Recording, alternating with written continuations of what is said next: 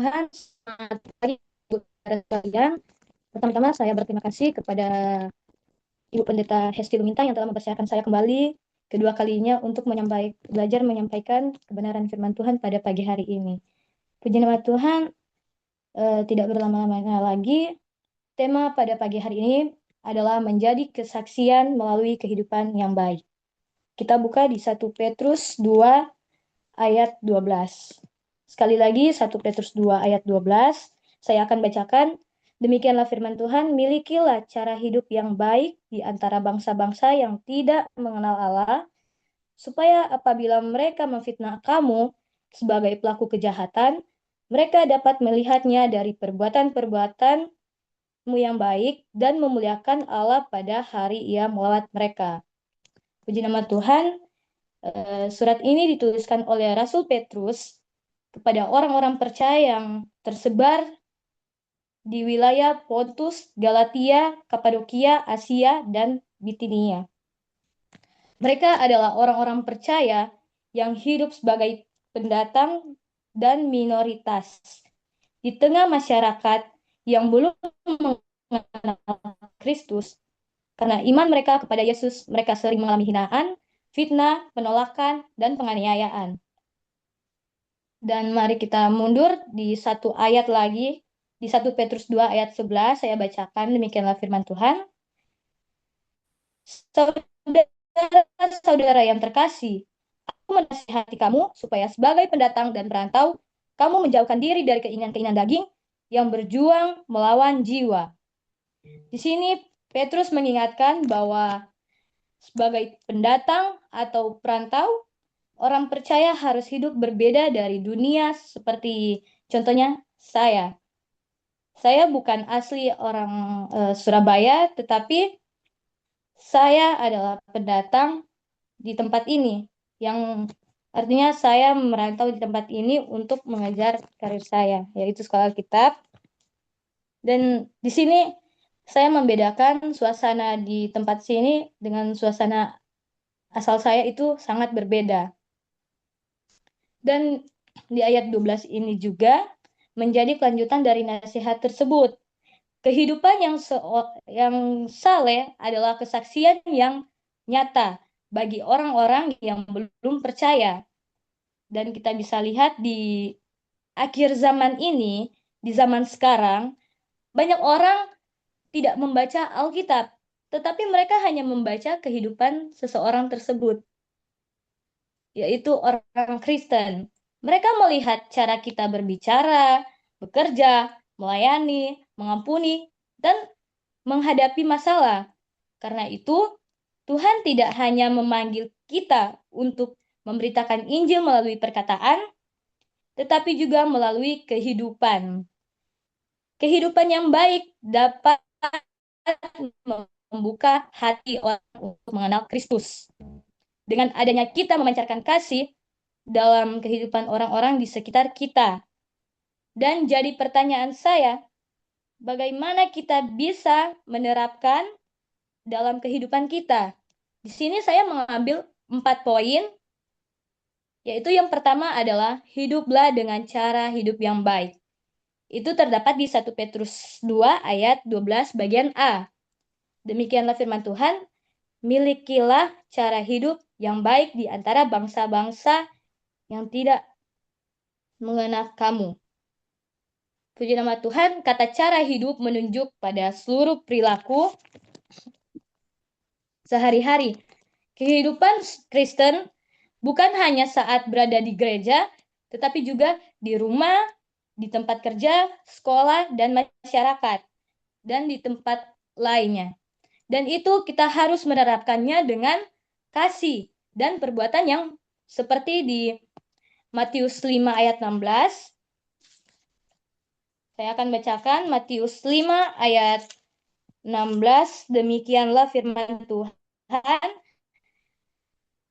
Hendaknya terangmu bercahaya di depan orang, supaya mereka melihat perbuatanmu yang baik dan memuliakan Bapamu yang di surga. Terima Tuhan, di situ di mana kita berada, kita harus tunjukkan kasih kita kita harus tunjukkan kasih kita kepada mereka. Kita bisa membawa mereka dengan hal-hal yang mulia dan baik di mata Tuhan. Kita bisa pancarkan kasih kepada mereka. Dengan di situ mereka akan mengenal apa itu Kristus, apa itu Tuhan. Dan kita harus aplikasikan itu di dalam kehidupan kita, dimanapun kita berada. Orang Kristen juga harus dikenal karena jujur, rendah hati, penuh kasih, dapat dipercaya, hidup kudus. Dengan 5 tadi yang saya katakan, jujur artinya kita harus memperkatakan yang benar dan jujur dan tidak menyembunyikan sesuatu. Kedua, rendah hati. Juga kita bisa menerapkan dalam kehidupan kita. Berada kita kepada orang-orang di mana kita selalu rendah hati kepada mereka yang memandang kita rendah. Dan yang ketiga, penuh kasih. Agar kita bisa mengasihi banyak orang di luar sana. Walaupun kita tidak saling mengenal, maka kita harus bangunlah kasih kepada orang-orang. Di saat kita jalan, kita tidak mengenal ini siapa, tapi kita harus mengasihi. Kita harus menyapa mereka. Dan yang keempat, ketika kita sudah diberi kepercayaan bagi orang tersebut, maka kita harus pegang baik-baik kepercayaan itu. Jangan karena kita mengenal orangnya itu lebih dekat, terus kita hanya mempermainkan kepercayaan itu. Dan yang kelima, kita harus hidup kudus dalam hidup kita. Kita jauhkan hal-hal yang tidak menyenangkan dari Tuhan dan bisa menyakiti hati Tuhan. Lebih baik kita kenal diri kepada Tuhan. Dan poin yang kedua adalah jangan takut ketika difitnah. Kita kembali di 1 Petrus 2 ayat 12 dikatakan supaya apabila mereka memfitnah kamu sebagai pelaku kejahatan, mereka dapat melihatnya dari perbuatan-perbuatanmu. Puji nama Tuhan, di sini dikatakan jangan takut ketika difitnah. Di sini Petrus tidak berkata jika, tetapi apabila, artinya fitnah adalah sesuatu yang mungkin dialami oleh orang percaya, bukan cuma kita saja yang alami, tapi Yesus sendiri difitnah dan Rasul Paulus juga difitnah saat mereka memberitakan firman. Maka jangan heran bila kita mengalami perlakuan yang sama. Seperti di Yohanes 15 ayat 20. Yohanes 15 ayat 20, demikianlah firman Tuhan. Ingatlah apa yang telah kukatakan kepadamu, seorang hamba tidaklah lebih tinggi daripada tuannya. Jikalau mereka telah menganiaya aku, mereka juga akan menganiaya kamu. Jikalau mereka telah menuruti firman-Ku, mereka juga akan menuruti perkataanmu. Puji nama Tuhan. Di sini Yesus mengingatkan kita kalau kita mau ikut Yesus berarti siap tidak siap, kita harus alami perlakuan yang sama seperti yang dialami Yesus. Ketika kita difitnah atau ditolak karena iman, jangan membalas dengan kejahatan, tetapi tetaplah hidup benar dan melakukan perbuatan baik, sehingga melalui kehidupan kita, orang lain dapat melihat Kristus dan akhirnya memuliakan Allah. Mereka bisa melihat Kristus ada di dalam diri kita. Kita jangan membalas apapun kepada mereka, biarkanlah mereka yang membuat apa yang mereka mau, tetapi kita hanya bisa mendoakan mereka. Dan kita harus terapkan ini di saat kita sedang mengalami difitnah adalah yang pertama, jangan membalas yang tadi saya katakan. Jangan membalas ketika kita difitnah oleh seseorang, maka kita diam saja. Yang tadi saya katakan, kita diam saja. Dan kita doakanlah mereka. Jangan karena mendengar perkataan mereka, terus kita yang kepancing gitu. Jadi kita harus doakanlah yang terbaik buat mereka. Jangan menyimpan dendam apapun. Dan yang kedua itu, yang tadi saya katakan, jangan menyimpan dendam. ketika kita juga mempunyai orang terdekat atau siapapun itu berbuat jahat kepada kita dengan fitnah, maka kita jangan menyimpan dendam juga, tetapi kita pancarkan kasih kepada mereka, yaitu kasih. Kita mengasihilah mereka, walaupun mereka seperti tidak senang kepada kita, tetapi kita memancarkanlah kasih kepada mereka. Dan ketiga, tetap hidup benar. Walau keadaan kita seperti ini yang tidak baik-baik saja, maka kita datang kepada Tuhan dan ampuni mereka yang telah berbuat jahat. Tetap saya mengingatkan, kita doakanlah mereka yang terbaik. Jangan membalas. Dan yang ketiga, perbuatan baik menjadi kesaksian. Di 1 Petrus 2 ayat 12 bagian C, saya bacakan. 1 Petrus 2 ayat 12 bagian C. Mereka dapat melihatnya dan perbuatan-perbuatanmu yang baik. Perbuatan baik lebih kuat daripada banyak perkataan. Karena perbuatan baik langsung dengan tindakan. Dibanding perkataan dan akhirnya hanya diucapkan di mulut saja dan tidak ada yang terjadi. Dan inilah yang harus kita terapkan, perbuatan baik. Yaitu yang pertama, mengampuni. Walau seseorang sudah jahat bagaimanapun kepada kita, maka kita tetap ada kerendahan hati dan memaafkan mereka. Kita jangan membalas apapun kepada mereka, tetapi kita rendahkan hati kita. Kita maafkan mereka. Dan kedua, menolong. Menolong dengan kita menolong mereka, maka mereka akan menyadari bahwa kita itu tidak membalas apapun, melakukan perilaku Kristus yang ada dalam diri kita. Walaupun mereka sudah jahat kepada kita, mereka sudah fitnah kepada kita yang tidak, tetapi kita balaslah dengan kasih, kita menolonglah mereka, agar mereka yang menyadari sendiri.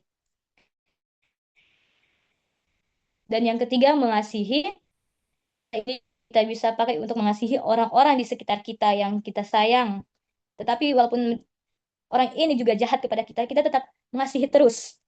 Kata mengasihi saya selalu katakan karena ini bisa membuat damai hati kita. Kata melayani kita harus tetap lebih sungguh-sungguh dalam melayani Tuhan, mau apapun itu kita lakukan dari perkara kecil. Itu pun Tuhan perhitungkan sampai jadi berkat yang luar biasa. Kita melayanilah dengan sungguh-sungguh. Maka Tuhan akan perhitungkan itu dari perkara yang kecil. Dan yang terakhir, hidup jujur, selalu berperkataan jujur dan tidak menyimpan kebohongan. Yang di poin pertama tadi yang saya sebutkan tadi juga, kita harus berkatakan yang jujur-jujur kepada seseorang. Jangan kita menyimpan apapun dan mengeluarkan kata-kata dengan kata-kata kebohongan. Ketika orang melihat kehidupan yang berbeda, mereka mulai bertanya tentang sumber pengharapan kita. Dan terdapat juga di ayat di Yakobus 2 ayat 17, saya bacakan. Yakobus 2 ayat 17, demikianlah firman Tuhan. Juga halnya dengan iman, jika iman tidak disertai perbuatan, iman itu pada hakikatnya mati. Ketika kita tidak dengan iman, maka hakikat kita akan mati. Seperti iman tanpa perbuatan. Itu artinya iman tanpa perbuatan itu tidak ada artinya. Dan jika kita lakukan dengan iman, kita akan mengalami perubahan yang sangat luar biasa dan yang menjadi perubahan bagi diri kita. Jadi teladan yang baik dan memancarkan kasih kepada mereka menunjukkan bahwa Kristus ada di diri kita. Dengan kita mengalami perubahan, kita bisa menjadi teladan yang baik buat mereka. Dan kita harus aplikasikan pada diri kita, biarlah keluarga, tetangga, teman kerja, dan masyarakat, ataupun orang-orang di sekitar kita melihat Kristus melalui kehidupan kita. Kristus ada di dalam diri kita. Dan kita memasuki poin yang terakhir. Poin yang keempat adalah tujuan akhirnya adalah kemuliaan Allah. Di 1 Petrus 2 ayat 12d dikatakan, memuliakanlah Allah pada hari Ia melawat mereka. Di situ dijelaskan, semua perbuatan baik orang percaya mempunyai satu tujuan, yaitu agar Allah dipermuliakan. Kita bukan mencari pujian manusia, tetapi ingin membawa orang anak Tuhan. Baik orang yang belum percaya kepada Tuhan dan akan menjadi percaya. Kita ajaklah mereka untuk ikut ibadah, untuk ikut kebenaran firman, mendengar renungan. Maka di situ mereka akan mengenal siapa itu Kristus. Di sini saya akan membacakan di Kolose 3 ayat 17. Kolose 3 ayat 17, demikianlah firman Tuhan. Segala sesuatu yang kamu lakukan dengan perkataan atau perbuatan, lakukanlah semuanya itu dalam nama Tuhan Yesus, sambil mengucap syukur melalui Dia kepada Allah Bapa. Di saat kita melakukan sesuatu dengan perkataan atau perilaku, maka lakukanlah dengan hal yang baik yang Tuhan berikan selalu, baru setiap hari. Dengan perbuatanmu yang baik, di situ nama Tuhan dipermuliakan. Dan kita harus terapkan di kehidupan kita. Di setiap pelayanan, pekerjaan, dan kehidupan kita dalam apapun hendaknya selalu memanfaatkan. Lakukanlah perbuatan-perbuatan yang baik di mata Tuhan. Dan kita bisa memancarkan kasih dan orang-orang bisa melihat bahwa Kristus ada di dalam diri kita. Dan kita masuk ke kesimpulan. Dari 1 Petrus 2 ayat 12, kita belajar 4 prinsip penting yang tadi saya uraikan. Yang pertama, hiduplah dengan cara hidup yang baik. Kedua, tetap setia walaupun difitnah. Ketiga, biarkan perbuatan baik menjadi kesaksian. Keempat, lakukan semuanya untuk kemuliaan Allah. Kiranya setiap orang percaya tidak hanya dikenal karena pengakuan imannya, tetapi juga karena kehidupan yang memancarkan kasih, kekudusan, dan kebenaran Kristus. Dengan demikian, orang lain dapat melihat perintah dan akhirnya memuliakan Allah. Demikianlah firman Tuhan. Saya tidak panjangkan dan saya serahkan kepada Pak Nando.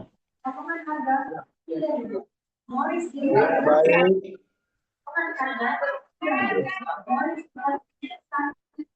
Ya, Bapak Ibu yang masih belum mematikan mic, minta tolong dimatikan ya mic-nya. Oke, terima kasih.